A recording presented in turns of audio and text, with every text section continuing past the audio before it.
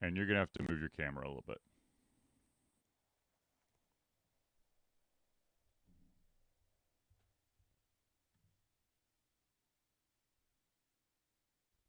I'll believe it when I see it, sir. And that voila is going to make you believe.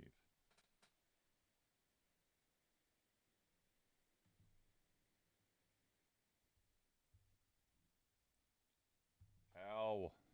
Ow! Are you hurting yourself? No, just cramps. Oh. I played a little basketball last night, so I'm a little sore. Oh, back in the saddle. Yeah, buddy. Oh my gosh, Coinbase, go away. There you go. Oh dear gosh. Yeah, told you. But nobody listens. Well, so I have a new camera, or not new camera, new computer build, and so like the old camera app is not working to get the preview like I used to have. Son of a bitch. So it's kind of annoying. Sorry, Zealeus. I know, it's terrible. Now I got to figure out where the camera is for me. So you might just see me during the show slightly shift to the left and to the right. I know how that goes. And this computer has yet again found a way to slow down time, as it is about 30 seconds behind. That's a constant state of being for me. Slightly concerns me. Hold on one sec. I just want to make sure that the audio is not messed up on other stuff here. 1 second.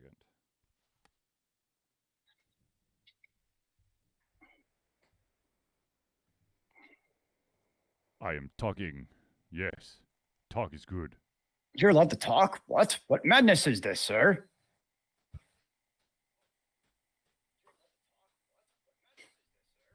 I don't know where you learned such a elite skill, such as talking.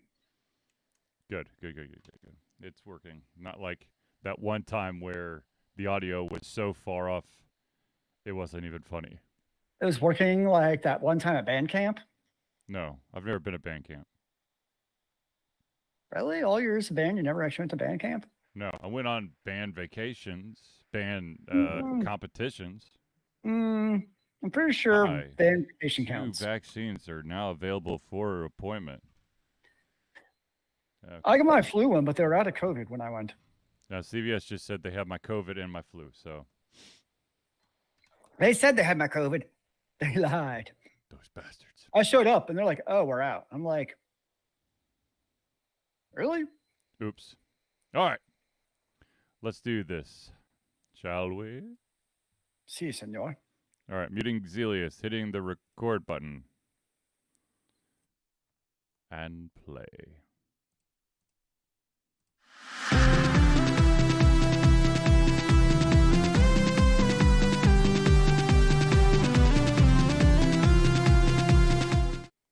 Hello, ladies and gentlemen, and welcome to another Dish Yelta Confusion Thursday Night Hangout. Hello, and I've just figured out if I have a second screen open with my camera in full video, I can watch Rose in the background do her thing. Nice. So now I'm looking at what Charlie watches during the entire show. I understand what he's talking about.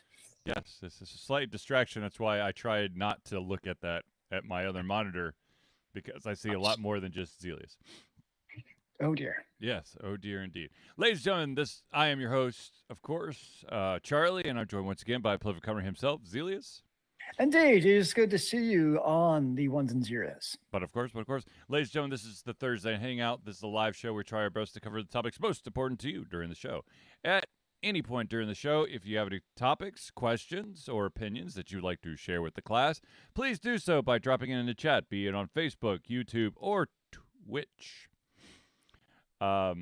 If we do unfortunately run out of time to add your question or thought, or question or topic to the show, we will add it to the very next one. That being said, let's jump into it. The first thing is, hopefully everybody had a happy Turkey Day this last Thursday. Of course, we did not do our Thursday night show because we were high on chemicals from the turkey. And some glorious chemicals they were. The all natural flavor of smoke and happiness. Yeah. And hopefully not too much family drama. Yes, yes. One can only hope for as little drama as possible. And dear, how was your tryptophan day? I smoked a turkey for 8 hours and had a yummy meal and watched. I'm assuming the turkey was already dead when you put it in the smoker. Yes, yes. Not like it was alive. It wasn't like a lobster where you cook it No, alive. no. I did not have to defeather the bird. I didn't have to do any of that jazz. Just Ooh, I think it's a good idea for next year, actually. I think you should go all in for the Thanksgiving feast theme of really giving thanks for what you have. no, And thank part you. of I that spent is enough. doing it naturally. Nope. I spent enough time smoking the bird. I don't need to do anything else. Okay. Maybe you should teach one of your kids to do that. Yes, yes. No. No? Okay. No. Anyways, ladies and gentlemen, let us get into some of the topics that are most important to you. The first one is this is an interesting story, and I figured that we'd bring it up. Baldur's Gate 3, of course, is a very popular, very successful game that's out there right now that is still blowing people's minds. And there is a new patch that is on the horizon for all platforms to fix all the bugs and to make things even awesomer. But there's a strange request that the developers are basically telling the owners and gamers that are playing the game. Do you know what that request is, Zealeus? A request about, well, I know it's a huge patch. It's something stupidly large, like 30 gigabytes. It's actually 130. Well, it takes you need 130 gigabytes on your drive, Right. but it's like a 30 down. It's Yeah, only it's a 30 30 gigabyte gig, down. right. Yeah. So the request is, ladies and gentlemen, if you own Baldur's Gate 3, to help with the process, go ahead and uninstall the game so that when the patch hits, you won't have to run into memory allocation issues. That's a first for me. Hey, to better your gaming experience, go ahead and uninstall the game right before the patch hits, and then just reinstall everything. It'll include the patch, and you'll be right as rain. So I'm hearing is the patch should actually just go ahead and uninstall the game and reinstall it from scratch. Yeah. Well, there you go. It sounds perfectly reasonable to me. Yes. I don't think I've ever done that. Ever. I mean, it is pretty crazy with how large some of these game. I mean, like Modern Warfare is like over 100 gigabytes, and these games are huge. Even with the 1 terabyte SSD, it's like hard to manage what games I have installed because they're so huge.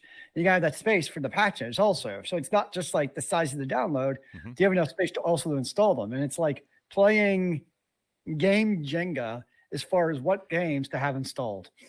That's exactly my Nintendo Switch. Well, I did splurge on Black Friday for a 4 terabyte SSD because I saw it was on sale and I was like, you know what? Fuck playing Jenga. I'm done with this. Attaboy. But it is kind of funny though, because I remember my first solid state was like 480 gigabytes. I'm like, man, I'll be good with this. The next one's a terabyte. Dude, I'll be good with this. Now it's 4 terabytes. Dude, I'll be good with this. So how long until, the 4 terabytes feels too small? Because that's the way games seem to go. They just get freaking larger and larger. Yes. Yeah. It's nuts. It is indeed nuts. I mean, even like 5 years ago, a 100 gigabyte game was not known. And now it seems to kind of be the norm almost. Yep. I agree. I did not splurge on Black Friday. Well, the only splurging I did on Black Friday were gifts for my children. Which then makes you happy because then they're happy. Exactly. So there was no hidden gifts for Charlie thus far. You didn't like sneak one in for yourself like, oh, wait, that's not for you. That's for me. Oops. I just meant to put that on a wish list, not buy it. Well, since it's here. No. It sounds like a pretty reasonable take to me. Yeah, of course. So that's interesting about Baldur's Gate 3. I also know that one of them was resolving a bug because the evil choices were causing so many basically AI branching ideas that are slowing the game down. Speaking of slowing the game down, apparently there are some issues with Starfield. If you play long enough, things start to crap out, and there's also this new weird thing that could happen where a moon will collide with the planet. Cool. Yeah. It actually sounds like a feature, not a bug to me. And I'll never see it because I'm done playing Starfield. You've done your time in Starfield. You've done your same 60 quest over and over and over and over and over and over and over. Oh, slight variation over and over and over and over. I tried to play the New Game Plus, but I was just like, I'm doing the same thing. They just changed where things are. Now it's not that planet, it's that planet over there. Wow, what a difference. I think my problem with most, I know we talked about New Game Pluses in the past, but usually my problem with the New Game Plus is it's not that New Game Pluses are usually a bad experience. It's that I've already put so many hours into a game that by the time I beat it, I'm like, okay, I'm time for something else. And like a good one would be like Scarlet Nexus. Like it was on my mind to go back and do the New Game Plus with the new character, which sounds like a great idea. Yeah. But then it's been so long since I got on playing other games where I come back, I'm like, do I really want to do New Game Plus for a game I don't remember playing at this point, basically? Yep. So that's always my conundrum with the new Game Pluses. Is kind of, they just meld on each other as far as why I'd never played them. Okay, speaking of new game, this is not really a New Game Plus question, but it made me think about this. You were saying, you took so much time off between last time you played it, and if you were to try to go back, you basically have to relearn the system. Yep. What, not actually having to do with video games, but with books. How long does it have to be for you to want to reread a series? So honestly, like usually 5 to 10 years. I've actually over the last year, I've been rereading the Mandalorian and Belgariad, and then the Assassin's Quest by Robin Hobb. I mean, those are books I probably hadn't read in 20, 25 years. And that's probably about right for me, honestly. It's just, there's so many books out, and I read a decent amount, but I'm also not a fast reader by any stretch of the imagination. So like the amount of time it takes for me to read a book anyways, and usually like, I think I'm kind of like you, where I'm usually reading like the epic high fantasy series where they're like 3, 5, 7 books. Yeah. Where I'm like, yeah, like The Mandalorian wasn't bad because each book's like not long, honestly. Like they're not long books. So that didn't take very long to get through. But like I'll never reread, for instance, a Game of Thrones. Like it's just too freaking long, where I'm never gonna reread it. It's too taxing. It is. No, the one series I probably will read at some point is Harry Potter. I do need to reread that. A series I know I will reread it's a series by Sarah J. Maas called A Court of Thorns? Yeah. Court of something and something. I can't remember the full title because each one's a court of something. Yeah.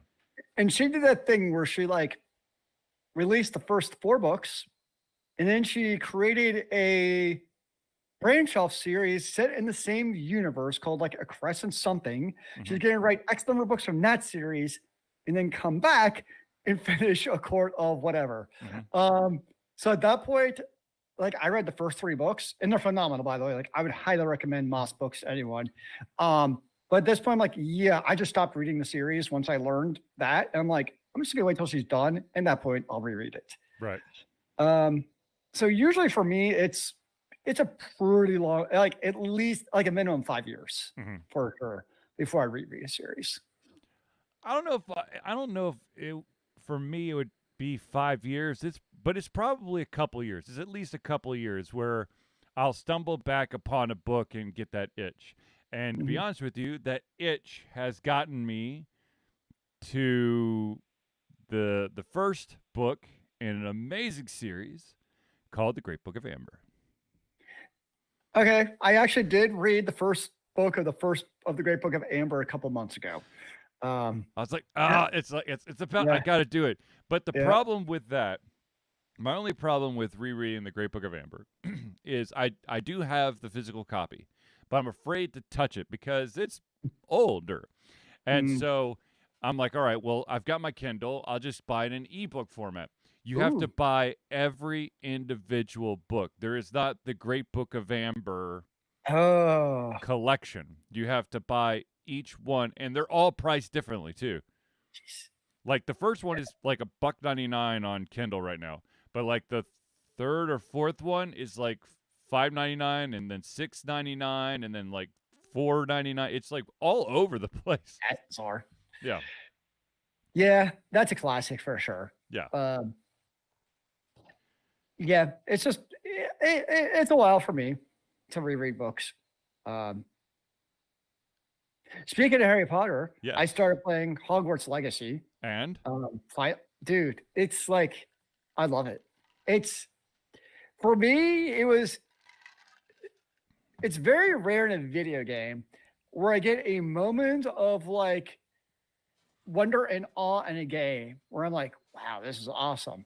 And for me, it was like that first time riding the broomstick, flying across Hogwarts at night and seeing like this universe that you've read about and seeing, but like you're actually in it. Yeah. Like that was like a holy shit, brought a smile to my face moment in a video game that I don't get very often. And 100% part of that is because like that's the series and to a extent movies that, you know, I grew up on and you grew up on. Yep. I mean, granted, we're high school, college when they really became popular, but still. So, like bringing that universe to life, it's a good game in its own right, but being a part of the Harry Potter universe just gives it that extra feels to me in a video game. So, yes, I'm greatly enjoying Harry Potter Legacy. The only thing that gets me, and I think you actually made a comment about this that I didn't understand at the time, is how freaking often I have to swap out my spells. Yes. Yes.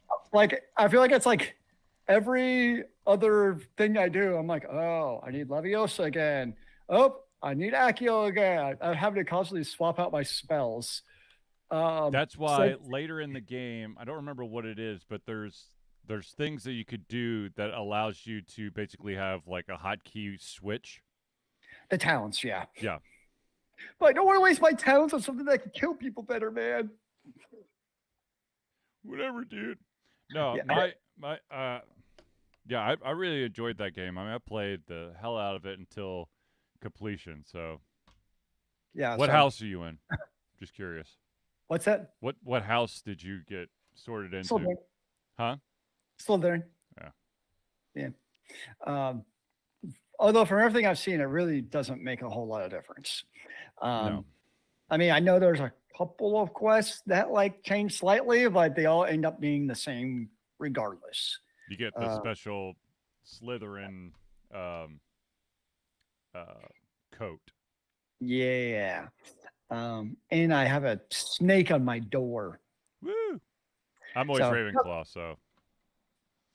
So I mean, it's definitely a quality game. I can see why people appreciated it. Yeah. I do like the puzzles in the game because they are like they're not super simple, but they're obvious enough usually what you need to do. Yeah. As far as what to do to solve it. So it's like I think it's a good balance between being like stupidly easy and being like, oh, it's that thing over there. Mm-hmm. The only problem is I play other video games and I find myself, I figure what it is. It's that spell that like reveals everything. Yeah. And when I play another game, I'm pressing a button to reveal everything. And I can't, I'm like, why can't I reveal everything? Because that's a great feature. Like, that's like one of my favorite things in the game is you can reveal everything. I'm like, why do other games have this? This is fantastic. I'm having sort of the exact same thing. So during daylight hours, I know I've probably said this before, but during daylight hours, I've been playing Horizon Zero Dawn. Yep. And you have the ability to toggle your focus on and off. And when you toggle your focus on, it will highlight, it will show Yep. you enemies that might be nearby or wildlife, or kind of give you this weird kind of purplish tint that tells you there's something that you can harvest. Um, and I'm also, but at nighttime, because I like to scare the crap out of myself, I play Alan Wake 2. And there's been a couple of times where in Horizon Zero Dawn, you hit the you press the right analog stick to toggle your focus on and off. There's been a couple times in Alan Wake 2 where I've definitely tried to press the right analog. I'm like, come on! I know it's here somewhere. Why can't you highlight it for me? So I feel But your pain. you wouldn't really want anything highlighted out. Like that's like the whole point is you don't know they're there. See, so the thing is, like, with Zero Dawn, it's it's a lot of action, right? Yep. And in Alan Wake 2, it's a lot of suspense, and there's a shit ton of story. Oh my God, is there story? Which is a good thing for me. I love story. But Yeah. the mechanic to advance things sometimes derails me in Alan Wake, because what will happen is you'll find stuff, and you have this what do you call it? A mind palace, an area that is it's not quite your inventory, but it's basically a place to sort through your notes. It's not really that complicated, but still, you have to, once you've gained enough knowledge, you've got to go and basically think about your case notes and then apply them to the board or the wall, and it will open up new aha moments to allow you to advance the story. Okay, makes sense. So you kind of have to, you have to toggle off and on your movement in the game, and that kind of throws me off a little bit. However, it's good. It's good. It's a good game. Nice. Actually, both of them are very good games. Though I did learn something in Zero Dawn, and that is that if someone were to play, like my son, wanted to give the game a whirl, and he set the difficulty to story, which is the easiest difficulty, so he could play. When I load my file, even though that I chose the normal difficulty, it does not toggle back to normal difficulty. That the save file does not include that. It sticks with the last used difficulty. So during one of my major battles, I was like, "Holy crap! When did I become OP?" And then I started questioning myself. Like, there's no way. Like, I just applied this one thing to my bow. It couldn't have made it that much more powerful. And I'm like, you know what? I'm going to check the settings. Sure enough, my difficulty was set to story. I'm like, that's why I'm so badass all of a sudden. Nah, dude, you're just amazing. So what I have to do is I have to remember when I log out of the game, I have to change the difficulty back to story. So if my son were to try to jump in the game, he doesn't get massacred. Yeah, I can understand that.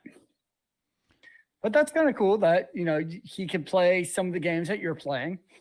Yes. Or attempt to, at least.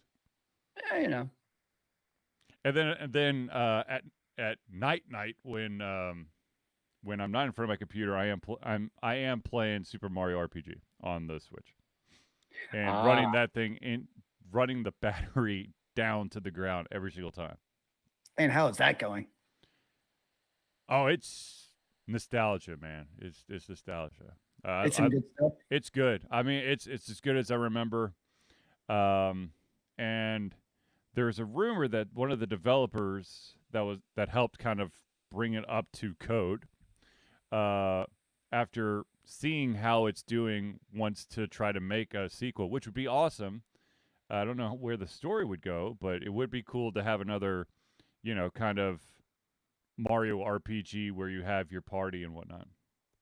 I mean, it's a video game. You can always figure something out. True. Bowser strikes again somehow. Don't ask me how, but it's going to happen. True. Okay, so some of the other news, real quick. Zealeus, have you seen any of the Sonic the Hedgehog movies? I have not. Okay, well, first one's good. Second one, I think I just watched too many times, so I'm kind of over it. And the third one is officially on track to be released December 2024. Which this one, the first one, of course, just basically had Sonic and Robotnik. The second one had Sonic, Tails, Knuckles, and Robotnik. And then the third one is going to feature all of the previously mentioned, plus Shadow the Hedgehog. I appreciate that Sonic, like for people younger than us, is probably more known via the movies than video games at this point. Yes, which is a little weird, but hey, they do it well enough, so. It's just, I don't know. I just find that kind of humorous in a weird way. I also found out, and I mean, this is going way back old school, showing how old I am, but apparently Disney is going to make a live action Fern Gully, which I don't know how I feel about that. Yeah. I can't imagine that like a lot of people are going to be like, oh, Fern Gully, got to go watch that, by golly.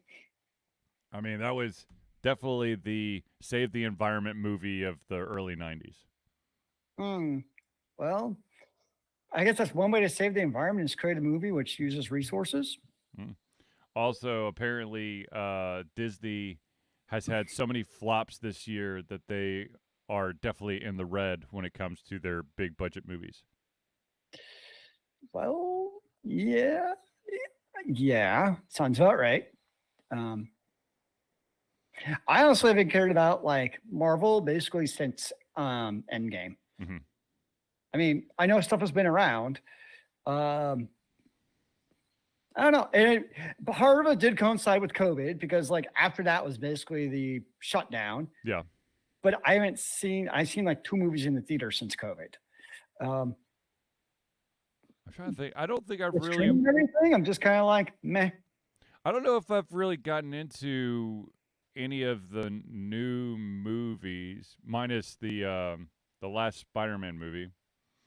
But I mean, I enjoyed the couple of series that they've put out. The Loki series is phenomenal.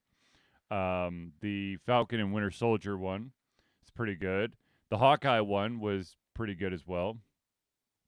I never watched the Miss Marvel one, so I couldn't tell you about that one. Yeah, I mean, they're all series I should be interested in. Yeah. Like, it's not like I didn't like Marvel stuff. I don't know. I just got like, one of these. Eventually, I say one of these days, like one of these years, I'll get Disney Plus and watch them. There you go.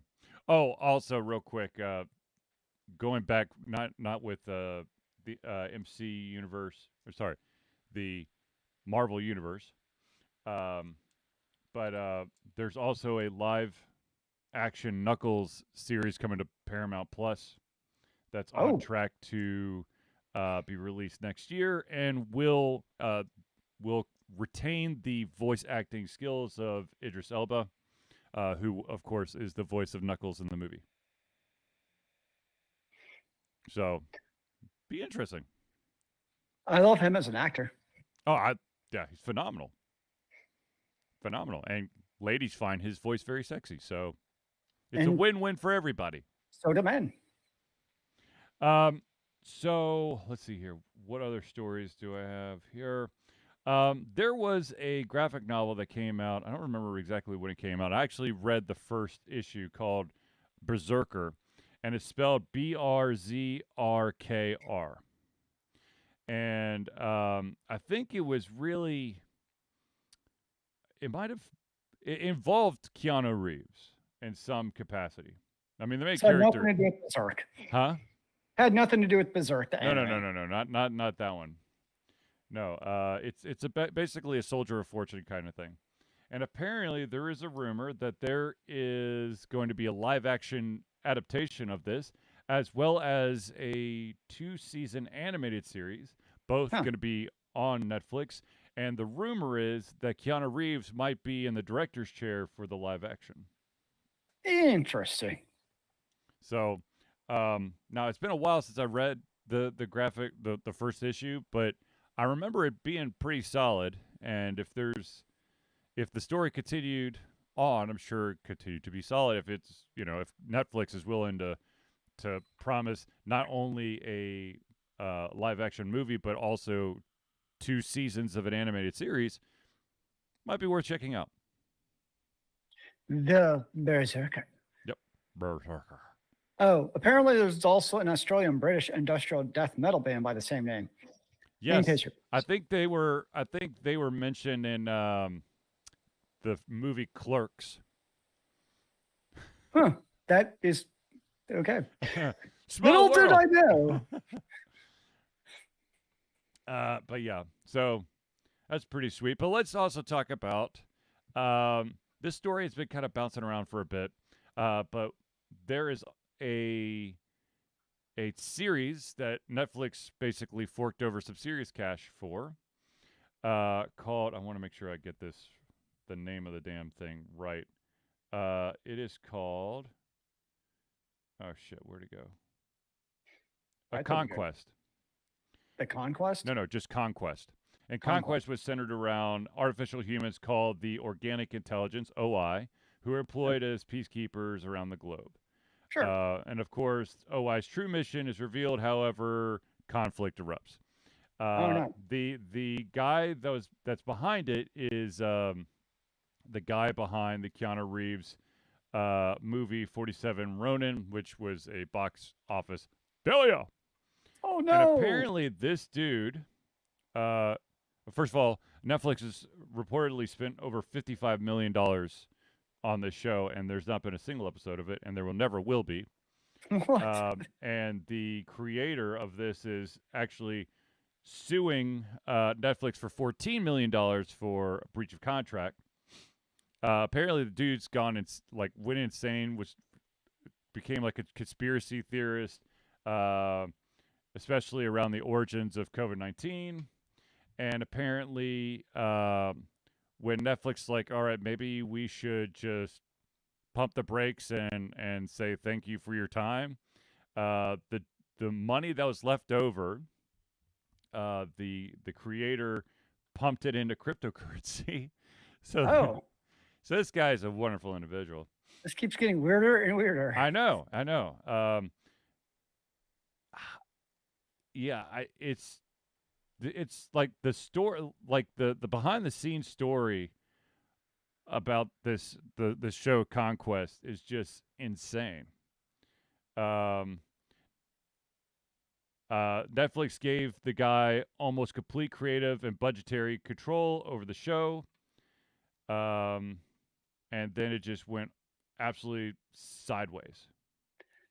And of course, when you give somebody in that situation happens, it's going to make Netflix that much more likely in the future to give directors the creative freedom needed to actually make a good product. And apparently he stated something along the lines of he's autistic and also has ADHD, which kind of resulted in his erratic behavior. I'm like, okay. Oh, that's kind of a premise of a TV show I'm actually watching right now. So, Homeland. Yeah, I don't know. People be crazy. How about that? Pretty straightforward. I mean, I'll go crazy for $55 million. Take a few of those, put in my bank account. I'll at least make a couple episodes of a show, though, before I completely lose my shit. I mean, we could make the episodes in, your backyard. Exactly. We could do it stick figures and stuff. We didn't say how high quality they be. Actually, be something straight out of Blair Witch Project. Ah, yes, the single homemade video cam. Perfect. Exactly. And it worked well for them. Why not us? Well, especially when everyone thought it was real when it first came out. I mean, that's the whole point of marketing something like that, right? Exactly. It's kind of like Saw. Yeah. Based on a true story. Great. Awesome. Yeah, I'm going to have nightmares again. There's only 8 of them? No, I think there's 10 now. There are 10? Jeez. I think so. Good gosh. Let's see here. How many Saw movies are there? Apparently I lost track. There are 2, 4, 6, 8, 10. Yeah, 10. Like, you think after a while, like the cops or FBI or somebody might be like, well, there's a strange with all those people getting mutilated. I wonder what's going on here. Yes. Yeah. Yeah. Something totally just, I guess, normal in some parts of the country. Who knows? Yes. All right, ladies and gentlemen, I'd like to pause real quick to thank the individuals that help Alter Confusion be the Alter Confusion you love and adore. So without further ado, let's give some thanks to all of our friends of the show. To start off, we are going to go with the Indie Cluster. The Indie Cluster is an organization of independent game developers that want to gain exposure by being involved in the community. They collectively journey to popular conferences as a traveling booth to help gain attention for their games. They make partnerships in local communities to bring games to the mainstream mindset. They highlight local, unusual, and rare concepts that challenge the paradigm of the common. They also host events to teach kids and minority groups about game development to hopefully one day enter the industry themselves. For more information, go to indiecluster.com. All right, the next one we got to do a shout out for is Noodle Boy Media. Founded in 2015 by Andrew Tran, Noodle Boy Media, previously White Kid 47 Media, is your choice for professional photo shoots and panel recordings at conventions. They pride themselves in providing a high level of professionalism, top-notch experiences, and quality services. If you want more information and to view their full list of services, check out facebook.com/noodleboymedia. And the next one is a guy I need to call now that I've recovered from all my surgery. And that, of course, is Hero Chiropractic. Hero Chiropractic is a unique healthcare practice set up by Ryan Moore, the company's focus to elevate a patient's experience of freedom, creative expression, and joy. They believe that everyone can be a hero and has incredible heroic potential inside themselves waiting to be unleashed. Hero Chiropractic focuses on mobile chiropractic care in the greater Atlanta area. They are committed to healing clients by creating a plan of action uniquely suited for each person. They make that plan of action as convenient and affordable as possible, and most importantly, suited to your individual needs. For more information, go to herochiropractic.com. Also, he's got a really good deal with if you buy like a bundle of service or visits, you could get a pretty good discount. So it's like his own Black Friday sale for chiropractic needs. Bingo. Nice. The next one we got to do is Crosspad Creative. Need a new logo or want to work on a full branding and content strategy? Or maybe you need music or audio for your content, just like Alter Confusion. Crosspad Creative offers a whole host of solutions for individuals and small businesses. Just email Josh at crosspadcreative@gmail.com and see what he can do for you. The final shout out we got to give is to the original patron, our original supporter and huge friend and fan of the show, and that, of course, is Agile Axiom. By day, Axe leads both a development team and a system administration team working with satellites at NASA's Goddard campus. But while not in meetings and many times during, he is the Agile evangelist Agile Axe, championing the philosophy of Agile and trying to make the world a better place for software developers, testers, system admins, and software projects the world over. Decades of experience in software development and leading Agile teams are brought to bear against evil processes, inefficient work, and bad habits. For more information, and also, don't forget he's also written a book, go to agileaxiom.com. Wait, I would have to read a book? What kind of craziness is this, sir? It might help you in the long run. Now, ladies and gentlemen, I know that Are there drawings? Huh? Are there drawings, cartoons? I don't think there's any cartoons. There are some diagrams, though. Okay, fair enough. Ladies and gentlemen, I know that you are now dying to know how you can become a friend of the show. Well, let's give you that information right now. Ladies and gentlemen, Alter Confusion survives in love and support of fans like you. Notice we have a Patreon page. Patreon lets you, the fans, lovers, haters, demigods, interdimensional beings, gods, demons, aliens, mummies, swamp creatures, vampires, werewolves, ghouls, ghasts, supporters, and more to become active participants in the work we love through a monthly membership.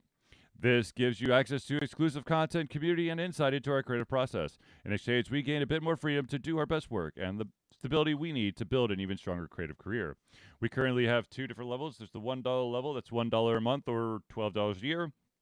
And what you get at that level is early access to all of our playthroughs, as well as the ability to participate in patron-only posts.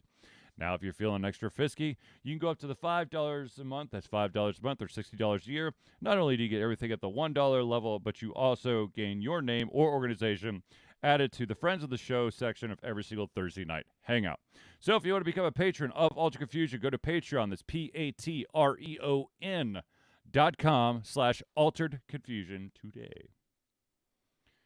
Now, since I have now gotten a clean bill of health from my doctor, I can now focus on trying to get back to what I was supposed to do at the beginning of the month. And that, of course, is the Extra Life 24-hour Game-a-thon, which is, of course, with Extra Life. And let me tell you a little bit about Extra Life. Extra Life is gamers doing what they do best, game, to help sick and injured children at their chosen Children's Miracle Network hospital. The money that we raise through Extra Life will go directly to Children's Healthcare of Atlanta as unrestricted funds. This means that the hospital decides where and how to spend the money to ensure the dollars we raise make the biggest impact in the lives of the kids they treat.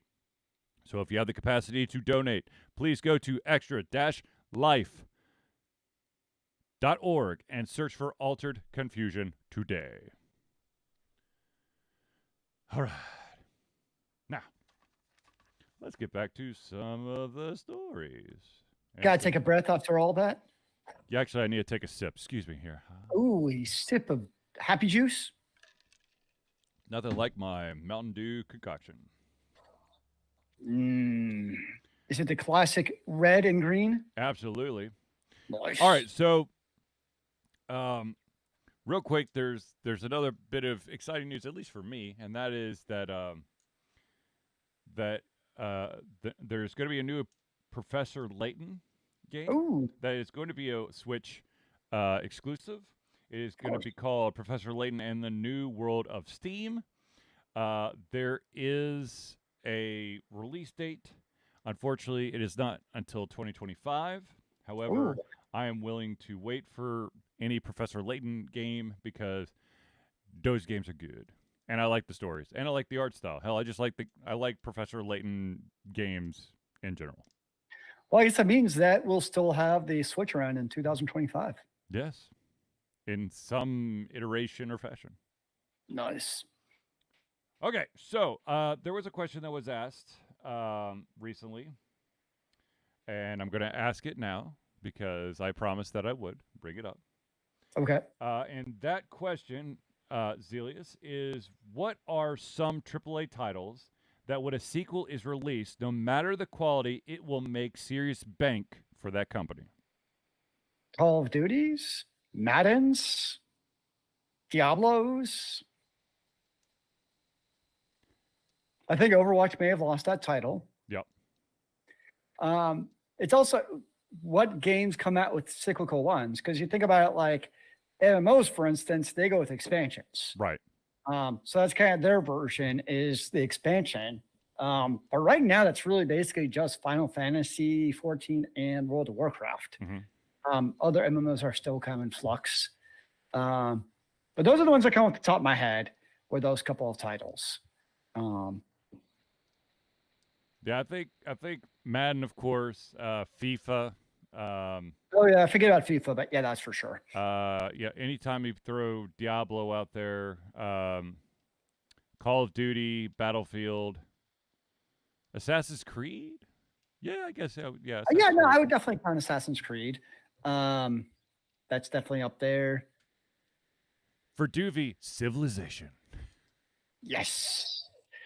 Although I would guess in the grand scheme of sales, I'm guessing 4X games are pretty niche. Yeah, absolutely. Would be my guess.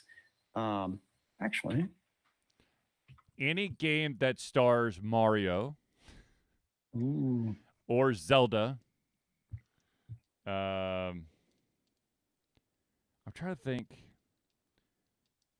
The problem is there's a lot of, there's free to play games out there that, I mean, their bread and butter is going to be microtransactions, but then again, those are just, they're not going to release new games. They're just releasing new content, new shiny things for people to mess around. No, that is what it's interesting because one of the most popular games like Valorant and League of Legends and those games, they just continue to come out with new DLCs in the form of microtransactions, not actual lag, or but- game passes.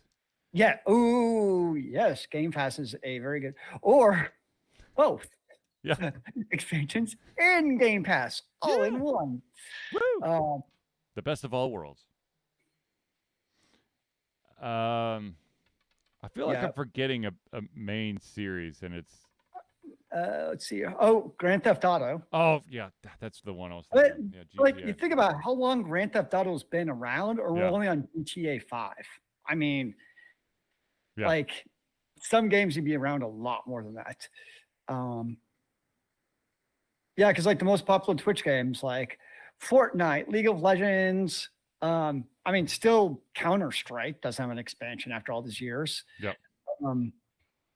Dota 2. So a lot of these games, they just kind of keep on going perpetually. But if you notice, the ones that don't have all these, like you have Call of Duty, which is an online game, but a lot of them don't go that route. Right. They just continue with this. But what they do, I mean, I don't play them, but it seems like they still keep them fresh and new with new characters and stuff. Versus what Overwatch did, which was nothing for 2 years. Yeah.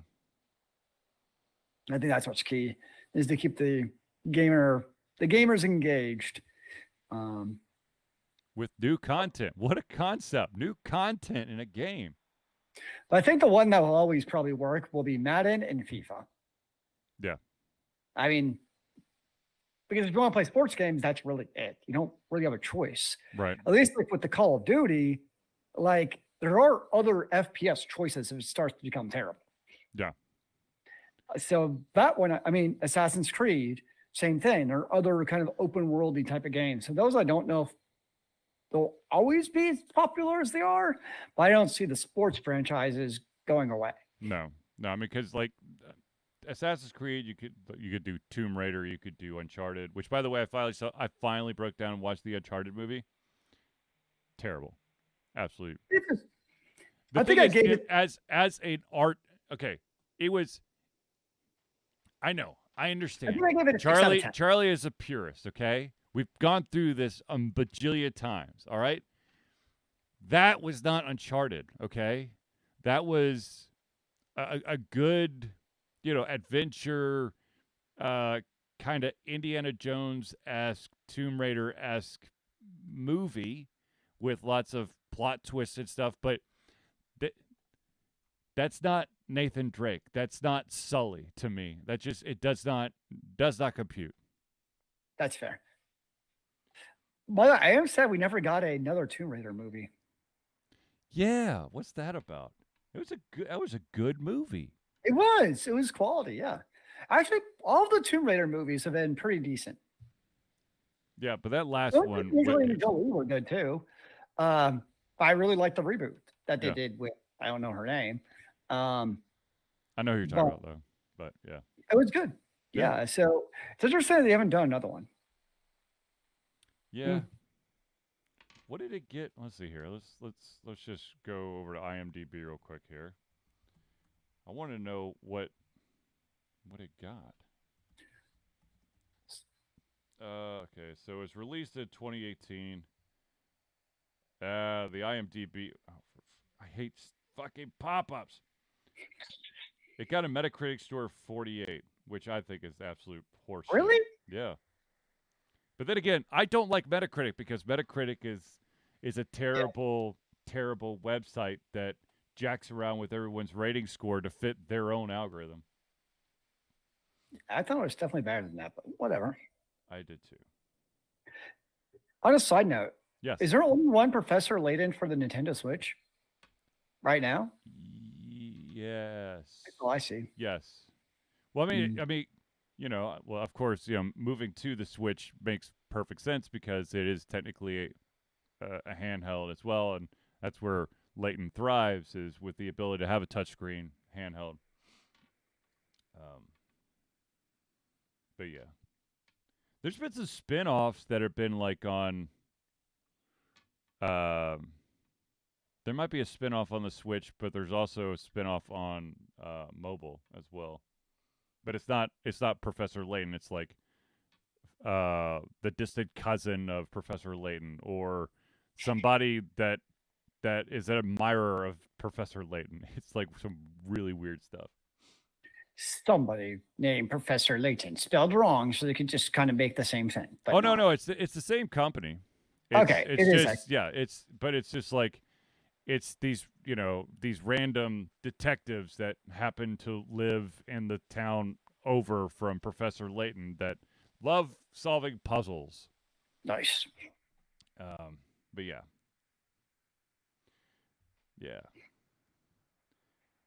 I think I hit all the stories that we had here, so we've got some time to chit chat about other stuff. Zealeus, what have you been playing? It's been Hogwarts Legacy. The one thing that I think they was smart was setting in a different time, because I think the kind of like you were just saying about Nathan Drake's game. Oh my gosh, the movie. Uncharted. Thank you, Uncharted. It's like when you put it in the same exact time frame with the same characters, that's what people are going to do first. They're just going to compare it to the original source material. But when you take something like Hogwarts Legacy and you put it in a different time era, you get the benefit of having the same nostalgia, like you're at Hogwarts. You get peeved. You see people like, oh, you see a Weasley, and you see people with these kind of family names you're familiar with. Yeah. You get Hogsmeade. You get those kind of things, but you're also not burdened and bogged down by the trappings of the actual story itself. Yeah. So it's like you really do get the best of both worlds, where you get the, in a large world that is Harry Potter, you get that, but you don't, I'm sure people did, of course, there's somewhere, but you also don't get lambasted for not following the original story. So I think it worked well in both regards. And on top of that, it's just good gameplay. Yeah. It's like the combat's solid. And the way they did it, I could appreciate. So it's a good, solid game that I'm enjoying. It's got pretty graphics when you're in the castles. You can kind of walk through and see everything that you knew existed before. Now you get to experience it. Yes. Although I'm thinking, so slight spoiler alert, so you get the ancient magic, right? Yep. And all I could think of was like, damn, this really would have been useful during like the whole Harry Potter saga. Yes. Like, where was this? Yes. Why was this magic hidden away during Harry's time at Hogwarts? I'm sure there was a good reason for it, but it could have been very useful at time to fight those dark wizards. Yes. Yeah. But but yeah, that I'm pretty sure I wrote a review on that game. I mean, I enjoyed it. I know you played it. Yeah, I know I played it. And I'm pretty sure that I wrote a review. If I didn't, then I'm stupid. And it's been too long for me to try to write one. So I apologize. You should just play it again with a different class. No. No. I'll still end up being the exact same character. See, that's the problem. I've tried a couple times to, like, I've enjoyed the story, but I want to do something different. But then I keep falling back into the same responses and the same actions because that's how I would play. There's a comic with the same thing. I remember it's from Morrowind, and it, you know me, I don't play open world games, but it was very much, I guess there's like this invisible dark ninja bow person who's like apparently the best class in the game or something. And it's like the three friends get together. It's like, all right, we're not doing that class again. We've done it every time. We're going to be like a real character. I'm going to be a fighter and a cleric and a mage. And they get together 30 hours later. Yep. I'm a marksman again. Yep. I'm an invisible marksman again. Yep. It's like the idea of where they try really hard, but in the end, you just do what you like and enjoy. By the way, just to circle back with that Keanu Reeves thing, Berserker, he helped create it. So it was actually written by him and a guy named Matt Kent. Cool. And it was a 12-issue limited series that was published in March of 2021. And it was also a Kickstarter project, and it raised $1.4 million on Kickstarter. So. And if you want to have the collected editions, there are 3 of them. Volume 1 contains issues 1 through 4, 2, 5 through 8, and 3, 9 through 12. They are now all officially out, with the last one being released October of 2023. Do you still do any Kickstarters? I have it outside of Nerdburger Games. I have not done any Kickstarters. Well, I'll say Nerdburger is a very worthy patron to be a part of, and you also know that you're going to actually get a finished product. This is not like I could be wondering, like. Actually, I did do the Kickstarter for one of the games that we saw at MomoCon. Actually, 2 of the games that we did at MomoCon, I kickstarted. Nice. One was the card game Flawed, and the other one is the educational bug catching game called Bug and Seek. That was a cute game. Yeah, and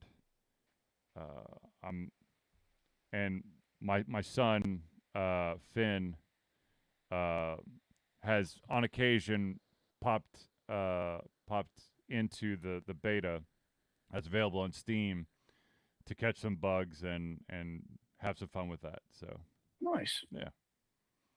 Also, I've been doing. I continue to rewatch a very popular TV series that Zealeus is a huge fan of because he dresses up in some kind of configuration, and that, of course, is Doctor Who. And right now, I'm going through the Martha Jones episodes, and I'm wanting to bash my head into a wall. Yeah, she wasn't the best companion ever. You can't. Oh my God. You can't go from Rose Tyler and immediately try to have someone fall in love with him again. But she has, I don't know, it's just her mannerisms drive me up an effing wall. I also don't like the storyline they have with her mom, so. Yeah. So are you watching it on BritBox or are you watching it on? Max. HBO Max? No, it's just Max. Remember, they dropped everything, and it's just Max. Sometimes marketing people baffle me. Yes. I concur. Like, really? Who thought this was a good idea? I mean, I know you have to get paid to create ideas, because if you don't have ideas, you're not getting paid for it, but still, sometimes you just leave something for what it is. But what do I know? Yes, I don't know. Anyways, so yeah, I just watched basically the episode that the Weeping Angels truly start messing with people. So yeah. Also, I know totally random, but I'm hoping that some people out there saw the Macy's Day Thanksgiving Parade, and that one of the floats was Monkey D. Luffy from One Piece, and it was unfortunate that there was a float malfunction with Luffy by the time he got on camera. So he's got Monkey D. Luffy is the captain of the Straw Hat Pirates. So he has this straw hat brim, like full brim hat, and apparently the brim popped early in the parade, so it looked like he was wearing a soggy fisherman's hat. Nice. Which I was saddened by, but I was like, but it's still kind of cool. I've never actually sat down and watched the Macy's Day Parade. I will tell you this. I have never seen so many effing commercials in my life.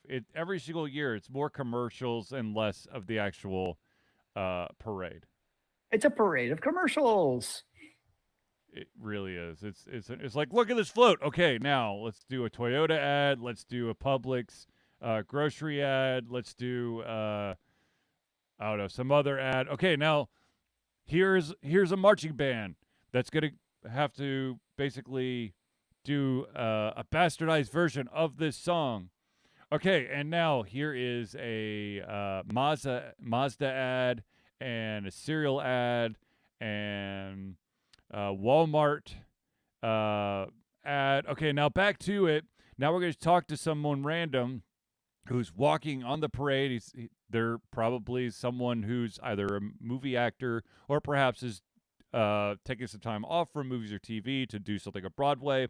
Hooray! Okay, now let's go back to some more ads. I'm like, what the fuck? It's kind of unfortunate because, like, when it comes, for instance, like football, I always like record it and start like an hour and a half late so I can just fast forward to the commercials. That's my strategy. But with the parade, like, it kind of defeats the whole purpose. Yeah. To do that. Like, that's the idea is you sit down like with your family and like you're watching it live. It's kind of the whole idea of watching the parade. But if it's like all commercials, like you're just going to tune people out. Yeah. I don't. I did it because the kids were interested in it, and that's what we usually do. Yeah, that makes sense. But yeah.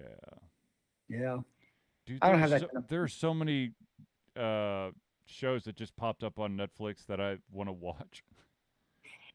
No Netflixing during the show. No, I'm not going to Netflix during the show, but there are so many. Here I am. I'm rewatching Doctor Who episodes when I should probably be watching, all this extra Netflix stuff. See, that's always the hard part to me for like rewatching a show or reading books. It's like I might know that there's good, but there's this new shiny over here. Just might be even better, or who actually knows?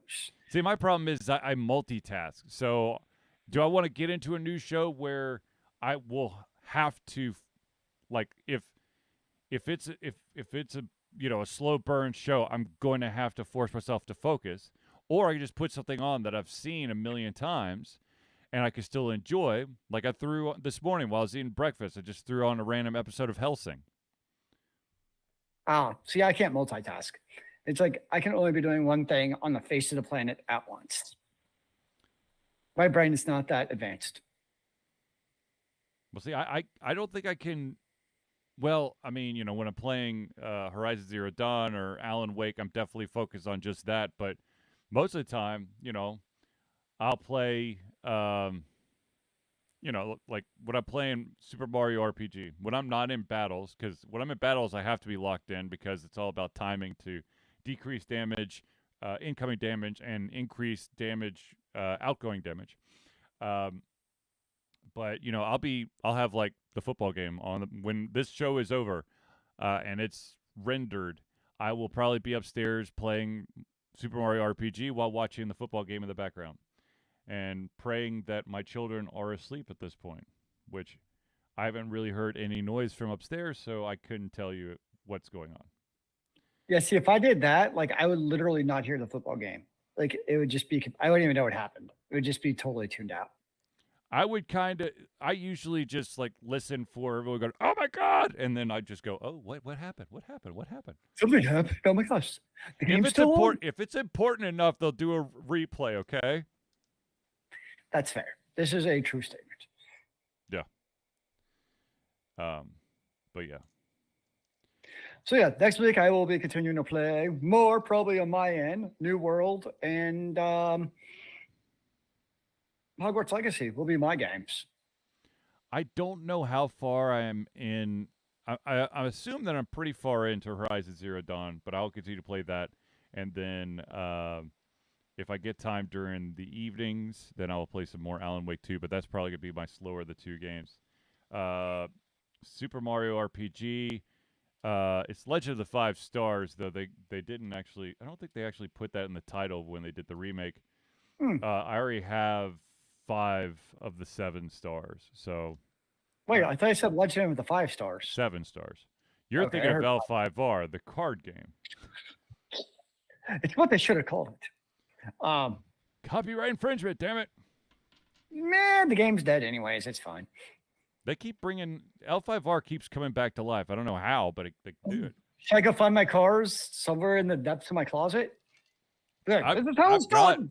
I've got some. I've got my original cards, and then when they rebooted it while it was at Full Sail, I've got some of those cards too. I remember meeting somebody at Dragon Con who played L5R. Mm-hmm.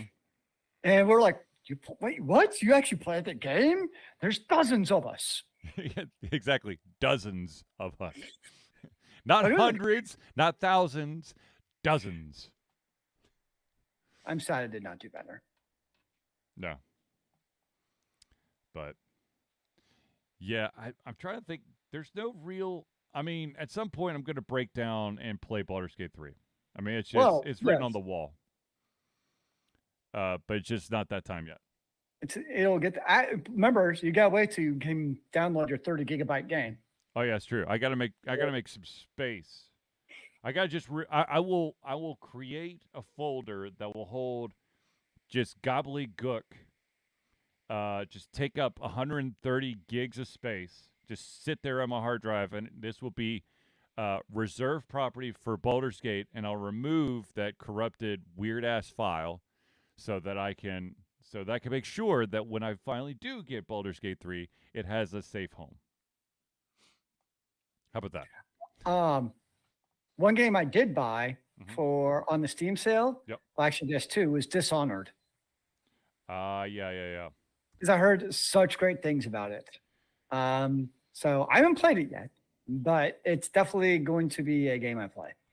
If anybody actually watched one of my extra live streams from back in the day, I did play Dishonored, and I had a buddy call my cell phone because he wanted to make sure that everything was okay, because he had been watching my character from Dishonored walk into the same wall for 5 straight minutes. Nice. Yes. It was slightly embarrassing, but at the same time, I mean, here's my problem with Dishonored. It's a really cool concept. The world that you move around in benefits from you being stealthy. Yep. If you are not stealthy, the world becomes dirty. Is that a bad thing? Well, it becomes more like disease infested. So maybe I want the world to be diseased. That's not supposed to be a good thing, Zealeus. I'm just saying. Does it matter if things are good? Like, I guess I'll play the game to find out. Yeah. Play it and find if you want to live in a world where disease is under control, or if it's just, you might as well just lock yourself in a hyperbaric chamber. Sounds like their problem to me. You're the one who's killing everybody. Well, it's a you problem, not a me problem. They need to go get their hyperbaric chambers. Oh, Lord. No, thank you. But maybe it was your idea. At some point, no, I that was one of the games that I think that was back in the GameFly days for me. I think I had it I rented it for the Xbox. Remember those days? The good old days? Yes. Sure. I remember going to Blockbuster and renting like a Sega for the weekend and getting a game with it to rent. I remember grabbing a random game from not a Blockbuster, but basically a Blockbuster-esque place. Yes. And it was a PlayStation 1 game. It's called Beyond the Beyond. And if you actually look it up, the ratings that the game got were absolutely terrible. Not just Beyond, but Beyond the Beyond. But ironically, many years later, when I was at Full Sail, I went to there was a GameStop at the mall, and in the super heavily discounted bargain bin was Beyond the Beyond, and I bought it for like $1.59. So just for fun, for nostalgia purposes. I never actually put the game back into my PlayStation to play it, but I was like, and now I own it. Now you have it. And is it just sit on your like closet? It's in a Tupperware. It's one of those big Tupperware storage containers. It's a good Safe. place for it. Safe. It's safe. It's safe. It's safe for someday you're gonna play it. I can just feel it. One day when I'm old and gray. Oh wait. Too late. Yeah. When you're old and have no hair. Already getting there. You still Hence got the I hat. see some scruff under the hat. Hence the hat. But anyways, Fair. no, it's interesting when you look back and you see all the games that you still have, because I've sold quite a few of my games, but then there's some games that, for mostly nostalgia reasons, I will never part with. But I still have my Xbox 360 games, and I'm like, why do I have these? They're sitting in a box. because one day someone's gonna come over and go, "Oh my God, you have 360? Can we hook it up? Let's play old school." Yeah. And then I'll be like, "What am I supposed to do with my original NES? Is that too Ooh. old school now?" Sorry, the controller does not have enough buttons. We cannot play it. Yeah. When did controllers have to have so many damn buttons? I mean, it could be worse. It's like, because remember one of the first advanced ones that came out was the N64 controller. It was like, now I look back, I'm like, how did we all not like die of carpal tunnel playing that damn thing?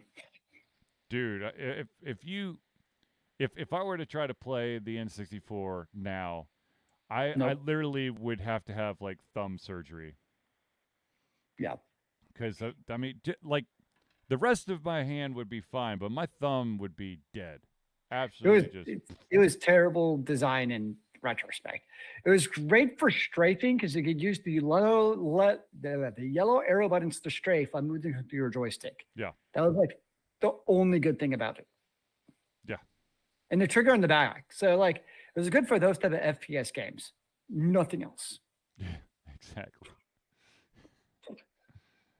So yeah. Yeah. All right, ladies and gentlemen, I think we've rambled on enough. But I do want to take a quick second to thank everyone for tuning into the Ultra Confusion Thursday Night Hangout. For myself, Charlie, and Zealeus, it's been a pleasure giving everything to come our heads, our mouths, and of course, our hearts. We'll be back next Thursday for another Ultra Confusion Thursday Night Hangout. And remember, kids, keep on gaming in the free world. Amen to that, brother.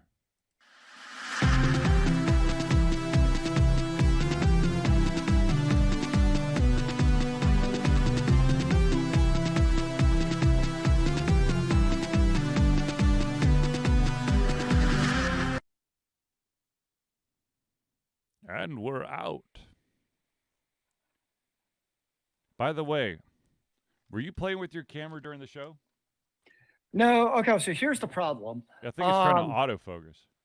No, so in the past, on my old PC, Windows 10, the Logi capture software controlled my camera. Yep. With the autofocus and everything. And then that was then captured by Google Meet. So Google Meet didn't do anything to the camera. But now when I run Logicam, like Google Meet can't use it. And so Google Meet is the one now doing autofocus. So I have to take a look at this week to see if I can basically do it like I had, because Logi captured a good job of autofocus and shit. It's kind of, it like shifts left and right. No, I did notice that, where the Google Meet kept on trying to like autofocus it. I'm like, stop, but it wasn't stopping.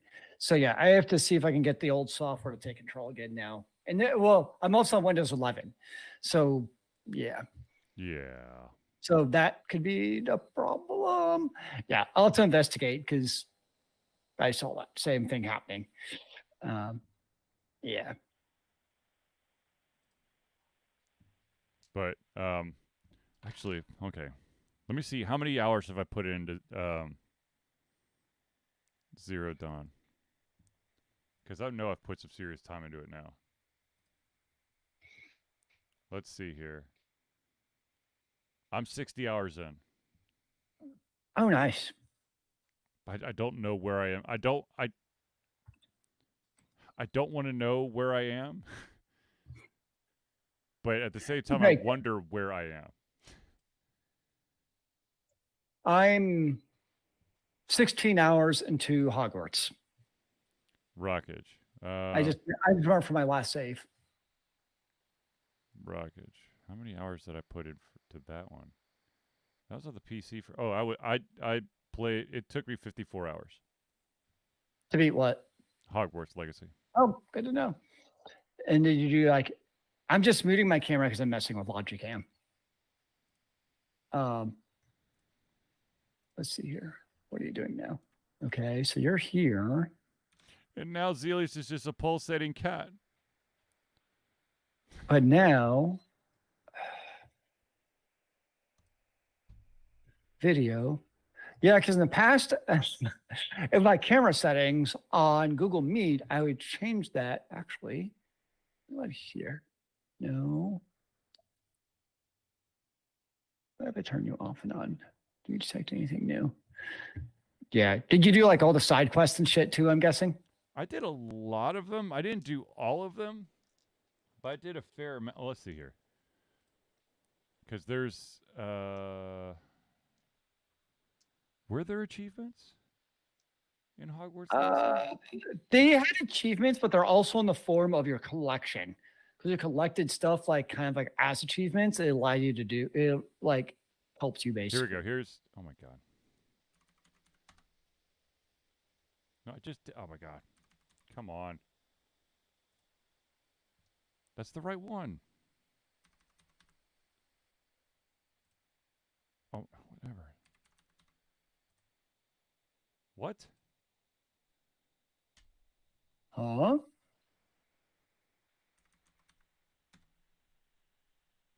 You seem very confused. I think someone changed my family view pin.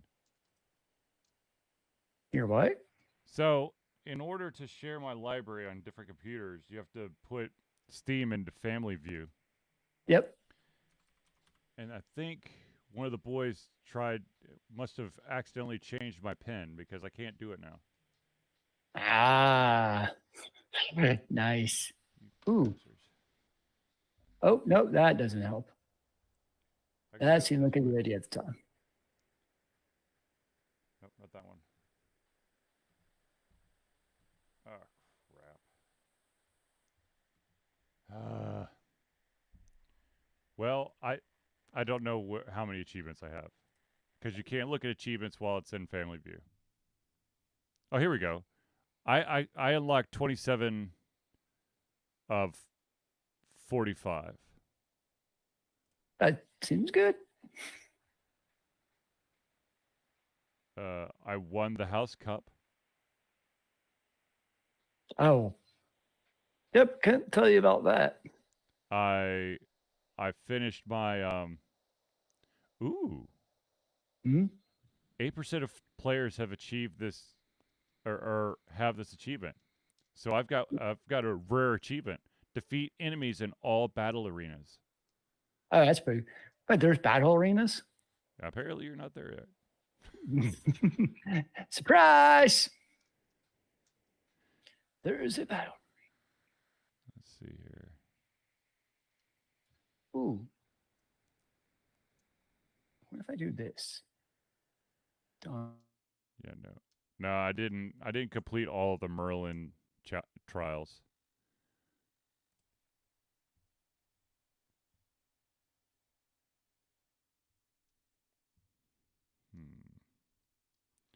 Whatever.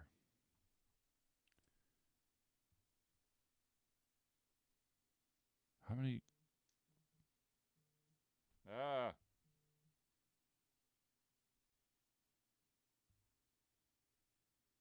And I think Zealeus has found a way to remove himself. So.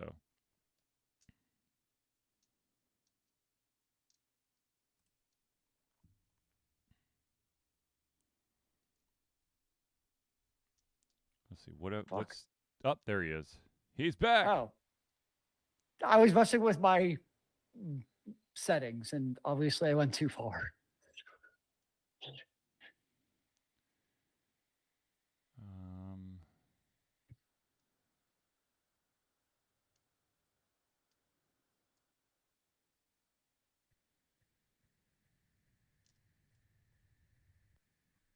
Yeah, no, I'm not gonna get the ultra hard difficulty on Horizon Zero Dawn.